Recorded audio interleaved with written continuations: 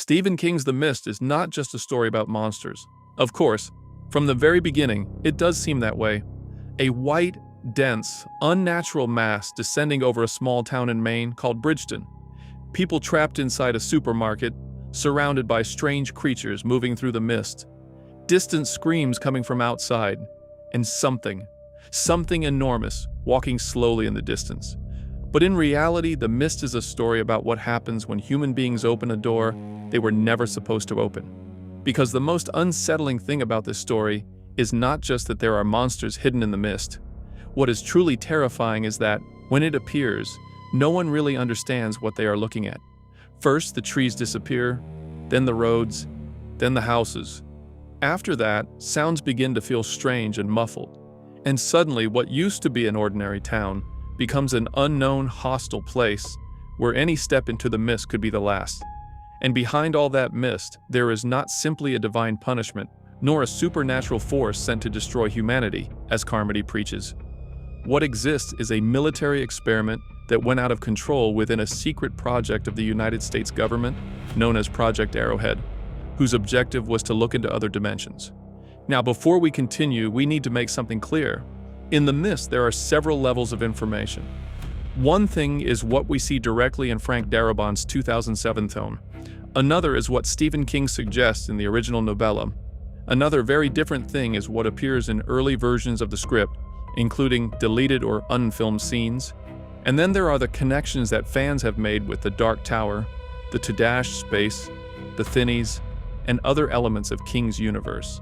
That is why, in this video, we are going to separate what is confirmed from what is suggested, but we are also going to analyze the most interesting theories, because The Mist works precisely because it never gives us all the answers directly.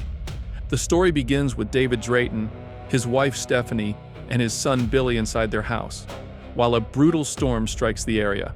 For them, at first, it is just an unusually strong storm. Strange, yes, but still within the realm of possibility.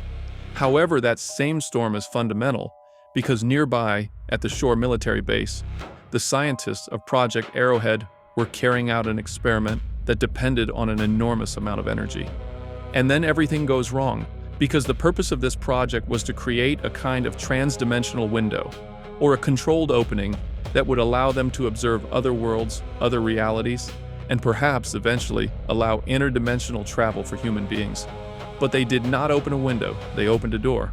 And as often happens in Stephen King's stories, human curiosity went too far before truly understanding what it was playing with. The thunderstorm overloaded the project's systems. The portal they had managed to open began to grow. What was supposed to be a limited opening became unstable, and from the other side, something that did not belong to our world began to enter. A dense white mist, seemingly alive, accompanied by predatory creatures that came from an ecosystem completely alien to our own. In Frank Darabont's original script, this was explained in a much more direct way. The film was going to begin in the Arrowhead laboratory, showing scientists working with a trans-dimensional chamber, the portal opening inside a kind of tank, and then the storm causing everything to spiral out of control. The mist and the creatures filled the container, broke through the security system, and escaped into our world. But Darabont decided to remove that prologue, and it was a very smart decision, because he understood that this story works better when it preserves the mystery. If, from the very first minute, we see exactly what happened, the horror becomes more mechanical. Instead, by not showing it, the film forces us to discover the truth little by little, alongside the characters. First, we see military vehicles moving along the road. Then we hear rumors about Project Arrowhead. Later, we see soldiers inside the supermarket acting strangely. And eventually, when the situation has already completely spiraled out of control, one of them ends up revealing that yes, there was an experiment, that they were trying to open a window to look into other worlds, and that they were the ones who brought the mist. Some fans have even theorized that the shop could be behind Project Arrowhead, a recurring secret government organization in Stephen King's universe, connected to dangerous experiments and morally questionable scientific projects. This is not directly confirmed in The Mist, but it fits the kind of institution that could finance an experiment like Arrowhead. Now, if we connect this story to the Dark Tower, the Arrowhead portal could be understood as a thinny, A thinny is a weak spot in reality, a point where the separation between two worlds becomes thinner. But this is not a clean, stable door, but rather a crack, a deformation, or a wound in the fabric of the universe. And many times those cracks connect to the Todash Space, which is a dimension of emptiness that exists between alternate universes and is inhabited by creatures impossible for the human mind to comprehend. There is also another possibility. Some fans believe the portal did not open directly into Todash Space, but into the wastelands, the barren territories of the Dark Tower, where insectoid, prehistoric, and monstrous creatures also exist. But because of the size of some of these beasts, especially the Behemoth and the Killer Kite, it makes a lot of sense to think that the portal connected to something far stranger and more dangerous than a simple physical region. Maybe a zone of Todash, maybe a world connected through it, or maybe an ecosystem from another reality that was dragged into ours when Arrowhead broke the barrier between dimensions. And here there is something very important. The mist is not just mist. This is not simply water vapor like the kind that exists in nature.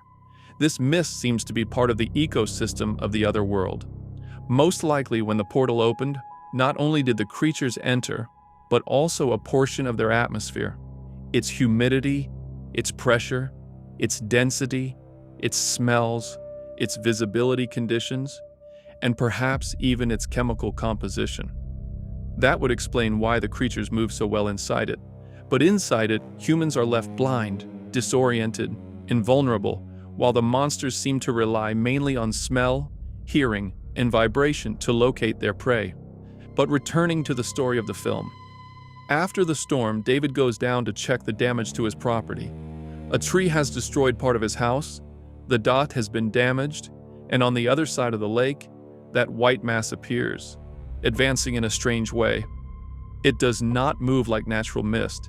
It seems to come down from the mountains, but at the same time it behaves like something with a direction of its own.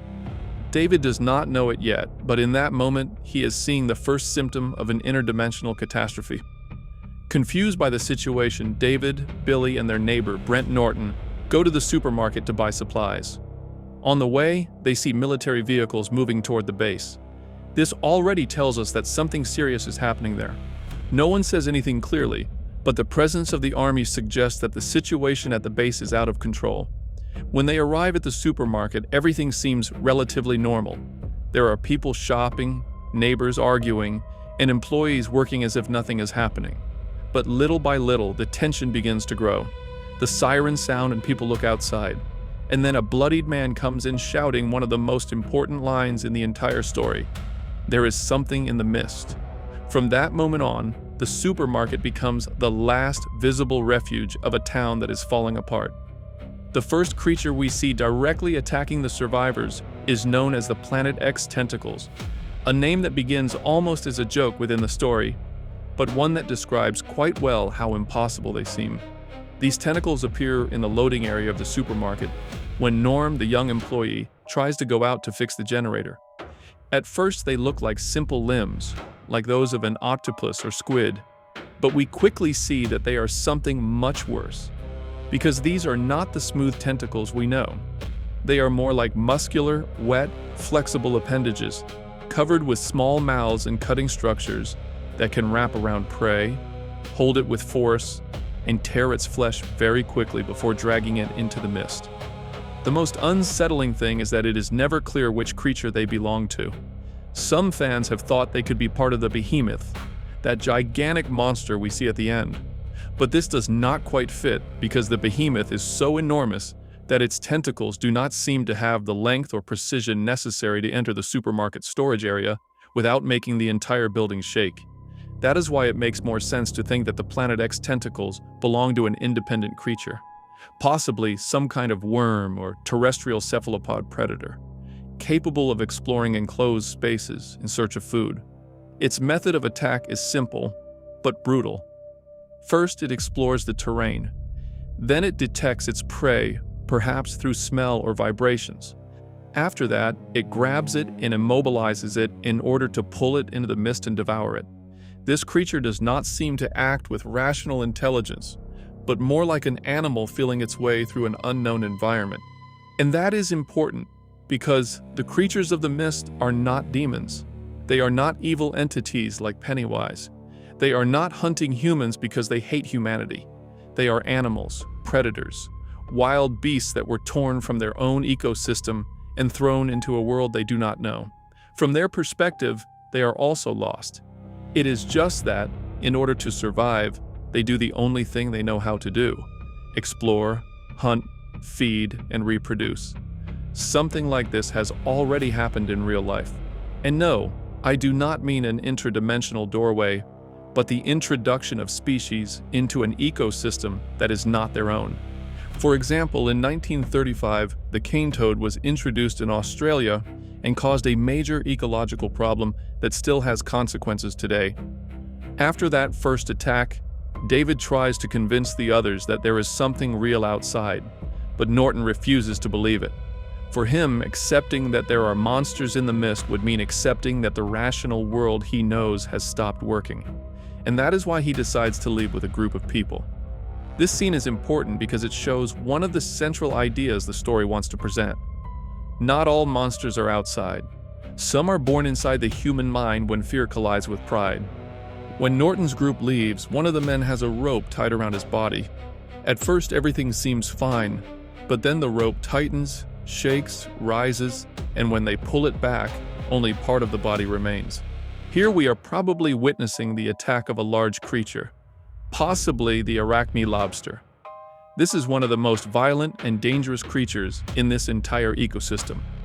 It has an armored body, 6 long legs, a posture similar to that of a giant arthropod, and 2 enormous front limbs shaped like pincers. Its anatomy combines traits of a lobster, a mantis, and a spider. It is large, heavy, predatory, and seems designed to cut prey into pieces. Its method of attack consists of detecting the victim, approaching from the mist, and using its pincers to split the body apart. Later, when the survivors are already inside the supermarket at night, other creatures appear, attracted by the light, known as the scorpion flies. These are large insects, approximately 60 centimeters long, with a body that combines traits of a wasp and a scorpion, along with chameleon-like eyes. They have an exoskeleton, wings, a stinger, and they move in swarms. Their behavior is clearly nocturnal. During the day, they seem to remain hidden, possibly in hives, but at night they become active and are attracted to the light of the supermarket. Their attack is especially dangerous because they do not rely only on biting. Their stinger contains an extremely fast-acting toxin, capable of causing massive swelling, convulsions, suffocation, and death within minutes. This makes them extremely dangerous to a human being, not because of their size, but because of how quickly they can kill. But the scorpion flies also serve another function within the ecosystem of the mist. They are prey, and we see that when the Ptero-vultures appear. These are flying creatures similar to pteranodons. These beings have pinkish or grayish skin, a sharp beak, 4 membranous wings, in a design that resembles prehistoric flying reptiles mixed with bats or scavenger birds. Normally, they seem to feed on the scorpion flies, hunting them in the air, but when humans cross their path, they can also attack them. Their method of attack is based on speed, flight, and impact. They enter through the windows, dive onto their prey, bite vulnerable areas such as the neck or head, and then retreat. They do not seem to be venomous like the scorpion flies, nor are they as strong as the arachne lobster, but they are dangerous because they attack from above and take advantage of the chaos. After the night attack, the situation inside the supermarket gets worse. People are no longer only afraid of the creatures, they also begin to fear each other. Mrs. Carmody, the religious fanatic, gains power because her predictions seem to come true. Every death, every creature, and every scream in the mist becomes proof for her that God is punishing humanity. And this is where Carmody becomes an important figure within the story, because at first most people ignore her. Some mock her, and others see her as an unstable, annoying, even ridiculous woman. But when the mist arrives, fear changes the rules.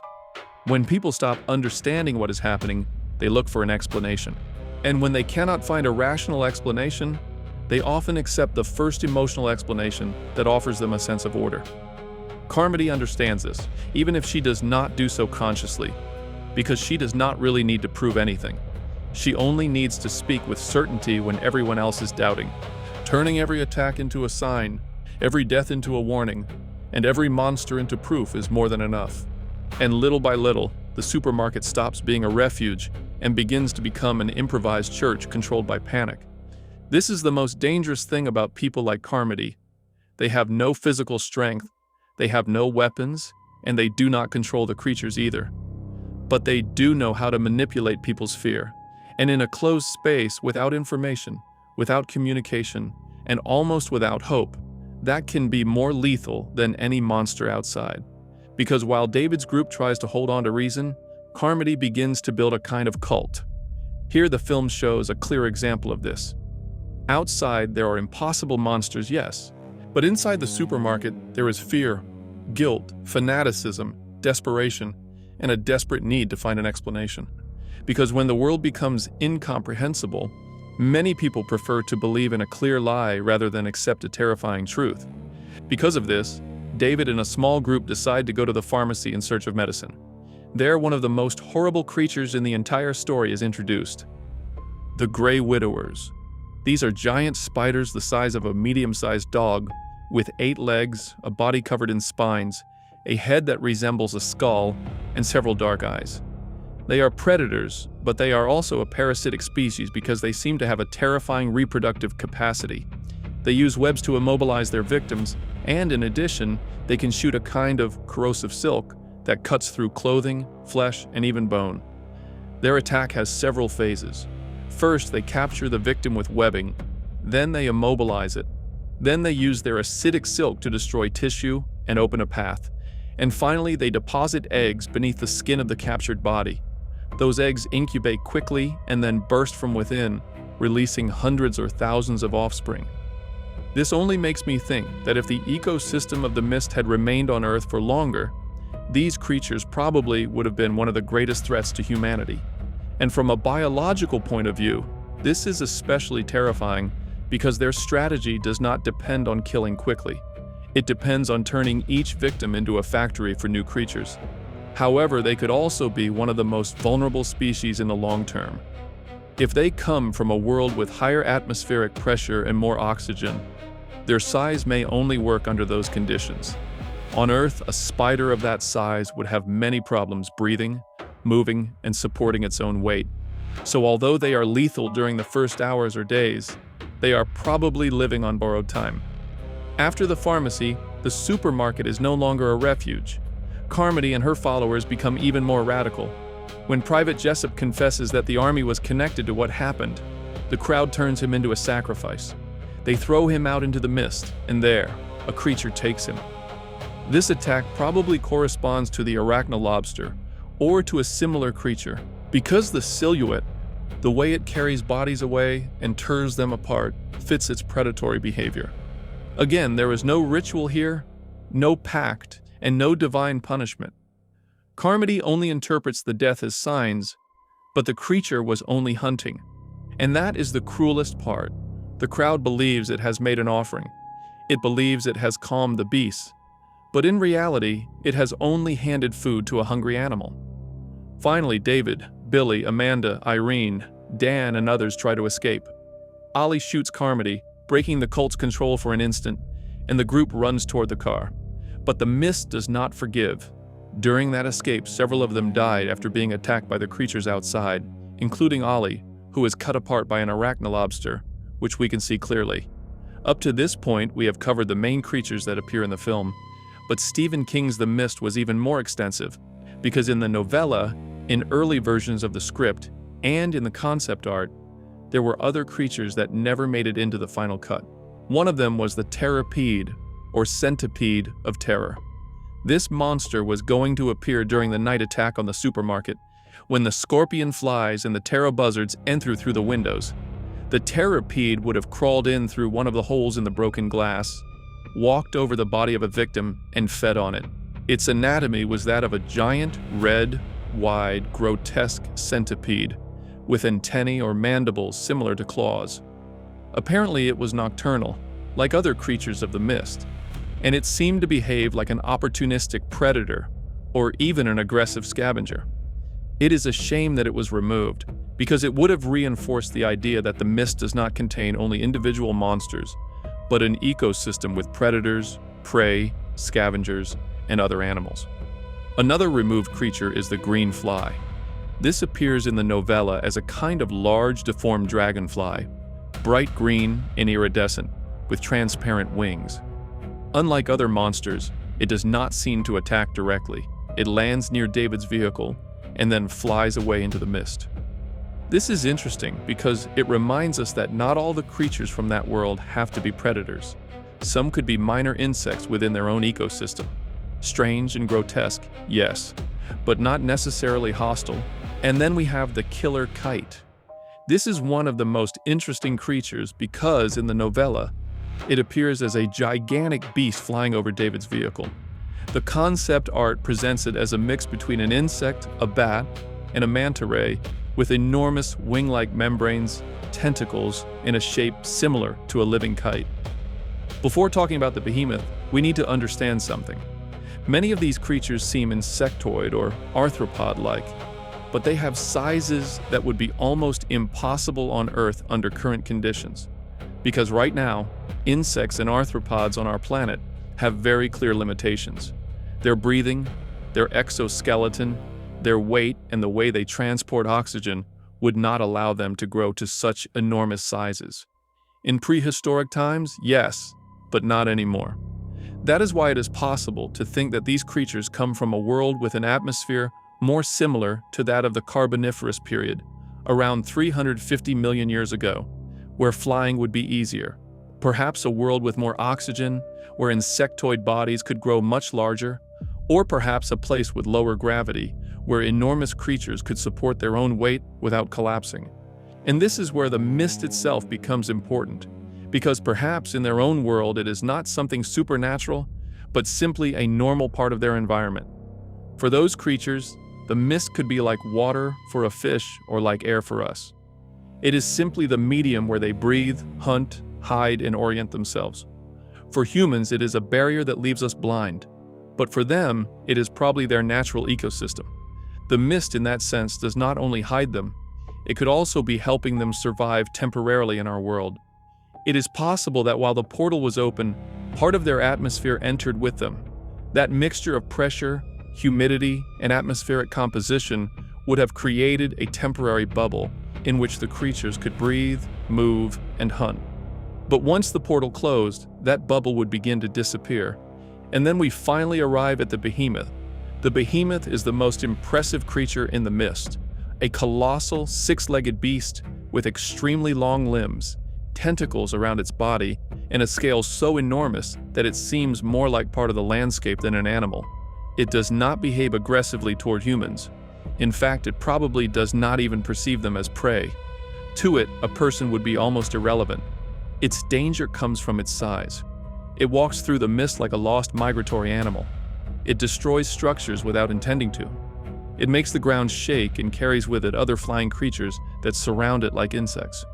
Its presence suggests what I mentioned earlier, that on the other side of the portal, there was a world capable of sustaining enormous forms of life, much larger than what Earth could normally support. But here comes a very important physical problem, the square cube law. As an animal increases in size, its weight grows much faster than the strength of its muscles and bones. That is why you cannot simply make an insect the size of a bus or an animal 100 meters tall and expect it to function the same way. On Earth, something like the behemoth should collapse under its own weight. So how can it exist? The most coherent explanation is the same one I already mentioned. With lower gravity and an atmosphere with more pressure and oxygen, the environment would allow gigantic organisms to move without collapsing. In that environment, an enormous body would not have to endure exactly the same stresses it would endure here. In addition, its own anatomy seems designed to compensate for that size. Its extremely long legs could distribute its weight more effectively across a wider surface. Its relatively reduced central mass would prevent the entire body from being too heavy, and the tentacles hanging from it could serve functions related to balance, environmental perception, or even heat dissipation. They would not be decorations, but biological adaptations of a creature that comes from a world where the physical and atmospheric rules do not work the same way as ours. But once in our world, creatures like these would be living on borrowed time, because when the pressure normalizes, the humidity disperses, and the mist mixes with our atmosphere, many of those creatures, especially the largest or most insectoid ones, would begin to weaken. This would also explain why, at the end of the film, the army manages to advance, burn nests, eliminate creatures, and recover territory relatively quickly. It is not that humans suddenly become stronger than the monsters. It is that the invading ecosystem lost the conditions that kept it alive. And this brings us to the ending, which is one of the most brutal I have ever seen in film, because we see David lose hope seconds before help arrives. After crossing through the mist, seeing the destruction, and finding the world apparently lost, he decides to end the suffering of those who are with him. But right after that, the army appears. The mist begins to retreat. The creatures are being exterminated. And that is the tragedy. It was not the end of the world, or at least not in the film. It was only a fairly contained catastrophe. In the novella, however, the ending is much more ambiguous. The mist seems to have spread much farther, perhaps across a large part of the United States, perhaps even beyond. David does not find a clear solution, but he does hear one word on the radio: Hartford, and with it, a small possibility of hope. That is why the story The Mist presents works so well, because it does not need to explain everything. It only needs to show us enough to understand that our world is not the center of anything, that there are realities around us, that there are creatures, ecosystems, and entire dimensions we could never control. That Project Arrowhead did not create the monsters. It only opened the door for them, and in the end, The Mist does not only show us that there are monsters on the other side of reality, it also reminds us that when fear destroys reason, the monsters born inside us can be just as dangerous as any creature hidden in the mist.